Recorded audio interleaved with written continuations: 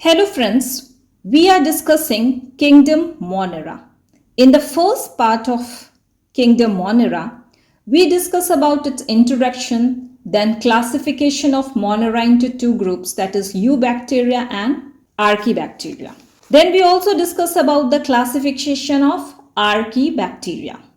We discussed about the characteristics of the bacteria, and we also discuss about the detailed structure of rod-shaped or bacillus bacteria, which is eubacteria.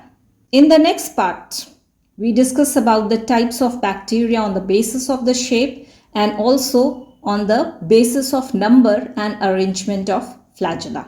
You can refer my video, the link is given in the description box. In this video, we are going to discuss about bacterial cell wall. So we already know that bacteria are unicellular prokaryotes. Its outer covering is known as cell envelope, and it is composed of glycocalyx, cell wall, and cell membrane. We have also discussed that bacteria are primitive organisms. These dates back to 3.5 billion years ago. Hence, the cell wall structure is also not advanced like eukaryotes, as it is seen in fungi and plant cell wall. But in bacteria, the structure of cell wall is more primitive. So now let us see the structure of the cell wall. It is complex, mesh-like structure, which is composed of peptidoglycan, also known as murine.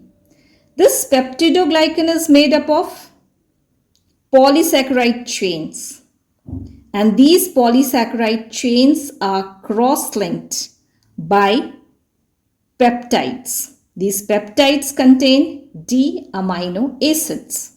Let us discuss the detailed structure of peptidoglycan.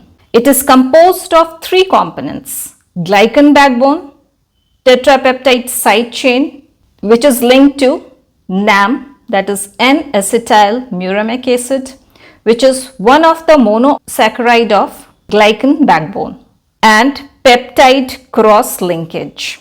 Now the glycan backbone, these are repeated unit of NAM and NAG linked by beta glycosidic bond. So glycan backbone is made up of repeated unit of N-acetyl muramic acid and N-acetyl glucosamine, which are linked by the beta glycosidic bond. A small peptide side chain, which is made up of 4 amino acid, and that also D-amino acid is attached to NAM.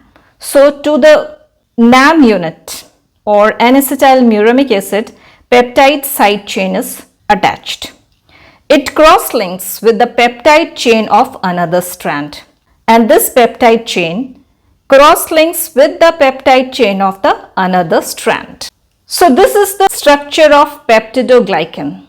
This is the glycan backbone. Each of the polysaccharide chain is made up of alternating NAM and NAG unit.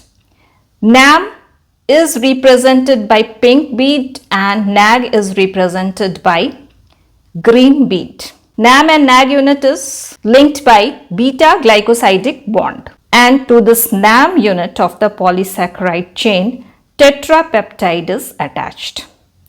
This tetrapeptide is cross-linked to the tetrapeptide attached to the NAM unit of the adjacent polysaccharide chain.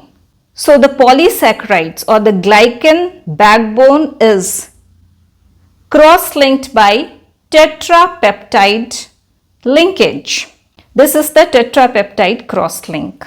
Hence, it is highly cross-linked, which is responsible for strength and mesh-like structure of cell wall. Because of this tetrapeptide cross-linking, peptidoglycan is highly cross-linked structure. And this cross-linking is responsible for the strength and mesh-like structure of the cell wall. Mesh-like structure in 3 dimensions. In some bacterial cell wall, teichoic acid is also present. Bacteria is also classified on the basis of the cell wall's thickness, on the basis of which it is of two types, gram-positive bacteria and gram-negative bacteria. And these are differentiated by gram staining. This gram-positive and gram-negative bacteria and gram staining we will discuss in detail in the next video. Now let us see the role or function of cell wall. Cell wall provides cell shape and structural integrity. It provides rigidity to the cell. It provides overall cell strength. Growth of the cell wall helps in cell enlargement. So as cell wall grows, it helps in the enlargement of cell. Cell wall protects the cell from external environment like shocks, mechanical injuries, pathogen attack and osmotic lysis, etc. Sixth, it acts as a barrier between external and internal environment.